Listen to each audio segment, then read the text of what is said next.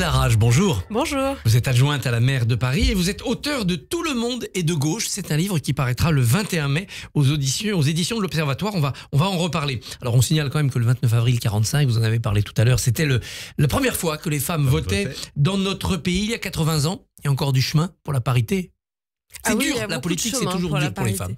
C'est toujours beaucoup plus dur pour les femmes parce qu'une femme, par principe, quand elle fait de la politique, quand elle a du pouvoir, elle est soit méchante, soit hystérique, soit extrêmement dure, soit harceleuse, soit elle a couché pour réussir.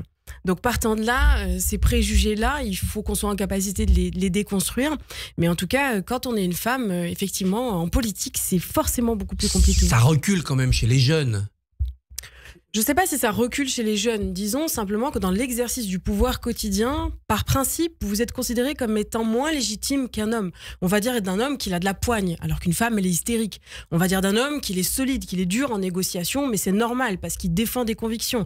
Alors qu'une femme, on considère que c'est pour le principe de vous embêter ou parce qu'elle a une lubie ou peut-être qu'elle a ses règles ce jour-là. Ça, c'est une réalité qui existe encore aujourd'hui. Moi, j'ai 38 ans. Ça fait maintenant quelques années que je fais de la politique et c'est quelque chose qu'on continue à affronter au quotidien. Et d'ailleurs, quand vous regardez, en ce moment, il y a beaucoup d'articles sur la question du burn-out et de la santé mentale des élus locaux.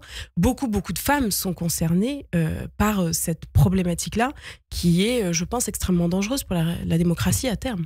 Alors, un homme, lui, qui a été malmené dimanche soir, c'est Jérôme Guedj, le député socialiste, chassé de la manifestation, dite manifestation contre l'islamophobie. Comment avez-vous vécu ces images que l'on a tous vues?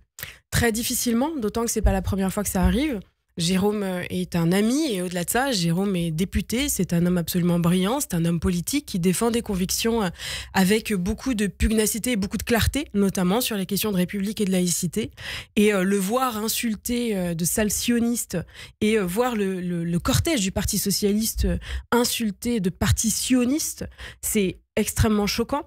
Et je pense que ces gens-là qui dévoient des combats pour la laïcité à des fins communautaristes sont dangereux pour la République. Et en tout cas, du côté du PS, nous sommes évidemment extrêmement solidaires de Jérôme, d'une part. Et d'autre part, nous tiendrons très fermement cette bataille-là, qui est une bataille idéologique de gauche, de la gauche républicaine que nous appelons de nos voeux et que nous pensons représenter. On a entendu aussi ce soir-là un responsable de la France Insoumise, un assistant parlementaire, appeler à la constitution de brigades d'autodéfense pour défendre les musulmans, pour qu'il y ait une autodéfense des musulmans. Comment accueillez-vous cette proposition?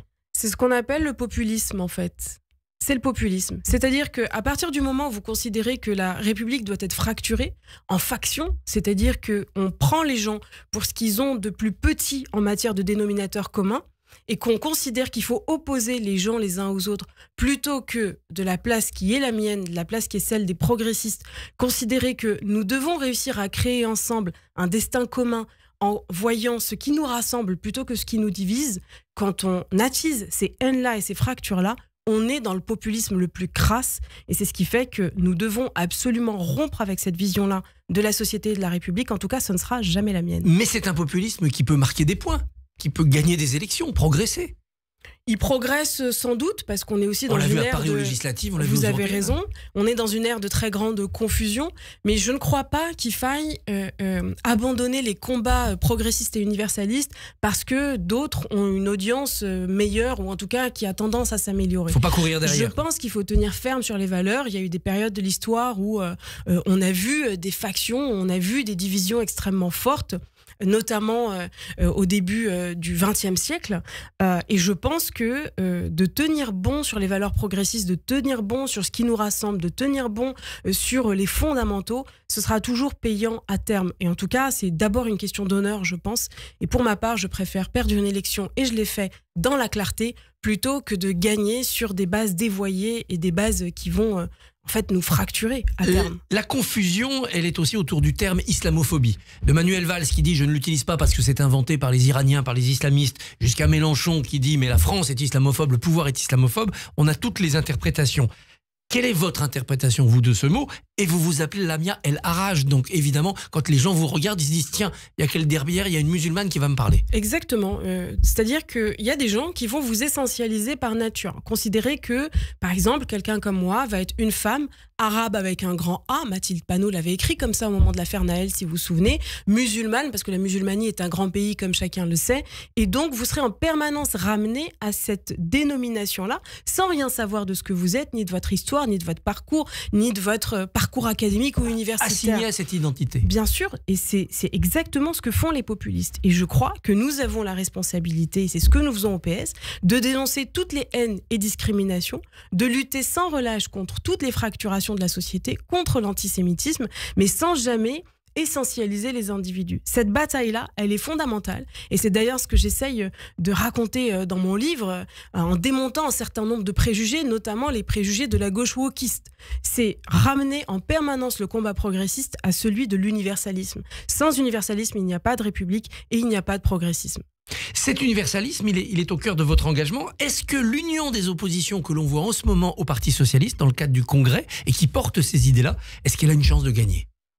Disons que plus que jamais, nous devons gagner au sein du Parti socialiste, parce que nous devons réorienter le cap du Parti socialiste. D'abord, remettre ce parti au travail.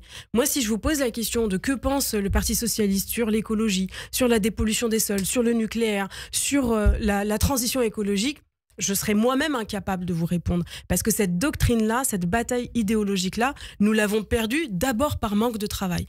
Ensuite, c'est être en capacité de porter une très grande clarté dans notre vision de la société et donc une très grande clarté dans les alliances que nous souhaitons mettre en œuvre pour conquérir le pouvoir. Mais pas pour nous-mêmes, pas pour nous regarder de nombril, conquérir le pouvoir parce que nous avons la responsabilité dans la période actuelle où nous vivons, avec une internationale réactionnaire qui s'organise, avec une précarisation extrêmement importante de la société. Nous avons la responsabilité de gagner les élections municipales de 2026, la présidentielle et législative de 2027.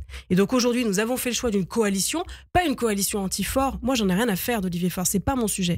J'estime simplement que la direction nationale aujourd'hui au sein du Parti socialiste n'a pas permis au Parti socialiste de progresser, ni sur le plan idéologique, ni sur le plan des valeurs, ni sur le plan des alliances, et donc pas sur le plan électoral.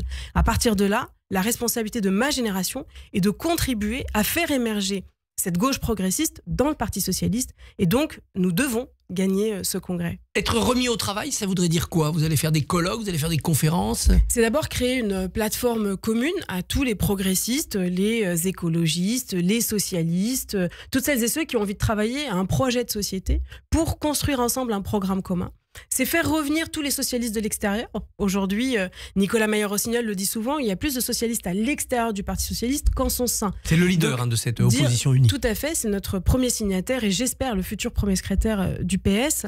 Et donc, nous remettre au travail avec des conventions territoriales dans le cadre d'une plateforme qui réunisse tout le monde et qui permettent de travailler à l'échelle territoriale. Et justement, je le dis aussi beaucoup dans mon livre, on a cette chance-là au PS d'être un parti, beaucoup d'élus locaux, avec des expérimentations absolument formidables qui se font. Quand Nicolas Mayer-Rossignol met en place la ZFE sur Rouen, une des premières de France, quand Michael Delafosse met en place la gratuité des transports en commun à Montpellier, quand Carole Delga met en place une politique extrêmement offensive sur le développement du ferroviaire dans la région Occitanie, les exemples sont extrêmement nombreux. C'est des choses qui devraient nous inspirer. Quand Mathieu Hanotin ou Karim Bouamran arment la police municipale locale du fait de problématiques locales à Saint-Ouen et à Saint-Denis extrêmement fortes et qui mettent en place des offensives importantes sur la lutte contre le narcotrafic, la lutte contre les incivilités, c'est des choses qui devraient inspirer à l'échelle nationale le Parti socialiste. Et ça bloque. Ce qui marche au niveau local, ça n'arrive pas à remonter au niveau national. Non, ça ne remonte pas parce que le Parti socialiste a oublié, en tout cas la direction actuelle a oublié que pour être un grand parti de gouvernement, il faut s'asseoir sur ses deux jambes.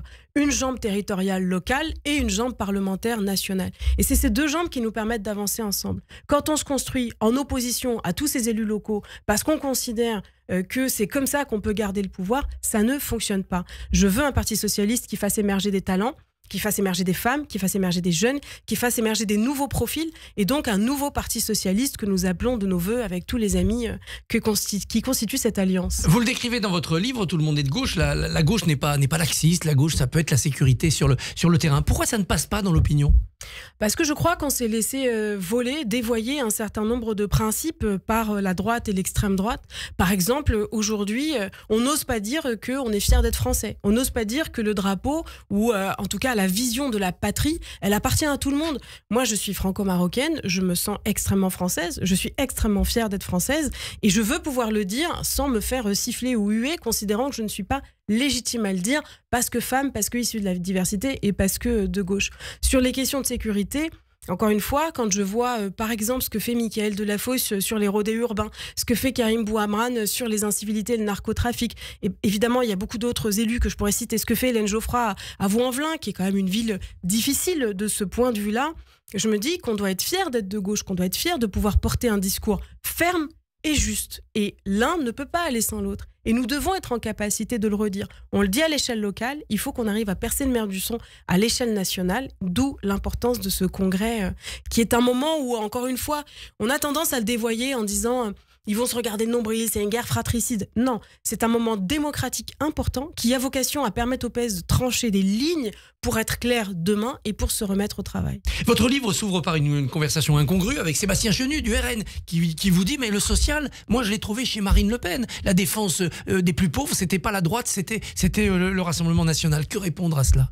Écoutez, justement, je commence mon livre là-dessus parce que c'est une rencontre qui m'a beaucoup perturbée, heurtée. On était ensemble sur un débat sur BFM et puis il tenait un discours que je trouvais assez fou et assez en décalage avec le Rassemblement national. Donc je lui ai posé cette question, je lui ai dit je comprends pas ce que tu fous au RN. Donc on en a discuté assez longuement parce que dans les positions qui sont les siennes, enfin je ne sais pas ce qu'il est devenu depuis, on n'a pas eu l'occasion de rééchanger, j'avais trouvé qu'il y avait un antagonisme entre le fait d'être adhérent et défenseur du Rassemblement national et de défendre une vision sociale, progressiste. Et oui, le RN vous a volé le social aussi. Je ne sais pas s'ils l'ont volé. En tout cas, c'est toujours facile de dire c'est la faute de l'autre, c'est pas moi. Moi, j'ai envie plutôt vous leur avez laissé. De la position qui est la mienne, de dire pourquoi est-ce que nous avons échoué. Et là aussi, ce devoir d'inventaire, je le porte dans ma génération avec un certain nombre d'amis, de camarades, de dire regardons plutôt ce que nous n'avons pas fait, plutôt qu'en permanence nous comparer avec ceux qui font. Faisons de notre côté et traçons notre chemin. Je pense que nous avons beaucoup de choses qui nous attendent et beaucoup de responsabilités dans les temps à venir. Est-ce que le sort du Congrès va donner le résultat aussi de Paris, où il y a une bataille entre Rémi Féraud et Emmanuel Grégoire? En clair, si les oppositions prennent le Congrès, prennent le parti, vous avez le champ libre à Paris. Je ne le résumerai pas de cette façon-là. Je pense que les militants savent faire la distinction entre un moment qui est celui du Congrès et un moment qui est celui de la désignation pour les municipales. Évidemment que le moment politique amènera sans doute à une forme de mise en dynamique. En tout cas, on verra bien ce que ça va donner. Moi, de mon côté, et je m'en suis jamais cachée, je soutiens fermement Rémi Féraud, avec lequel je partage une vision, d'abord au sein du Parti socialiste, mais au-delà de ça, dans la façon de faire de la politique, dans les valeurs qu'il défend, dans la façon de faire émerger aussi de nouvelles générations. Moi, Rémi m'a beaucoup accompagnée aussi. C'est quelqu'un en qui j'ai extrêmement confiance, mais au-delà de ça, dans la vision qu'il porte pour Paris et pour les prochaines échéances municipales. C'est gagnable. Il n'y a pas une idée d'alternance naturelle après tant d'années de gauche. Non, je ne crois pas qu'il y ait l'idée d'une alternance naturelle, ou en tout cas, ce que vous sous-entendez, c'est peut-être une forme de dégagisme. Moi, j'y crois pas du tout. Je crois que les Parisiens sont extrêmement radicaux dans leurs aspirations sociales écologistes. Je pense que ce que nous avons fait à Paris depuis 20 ans mérite d'être continué. La mienne et la rage, tout le monde est de gauche, c'est le 21 mai. Merci, bonne journée. Merci à vous.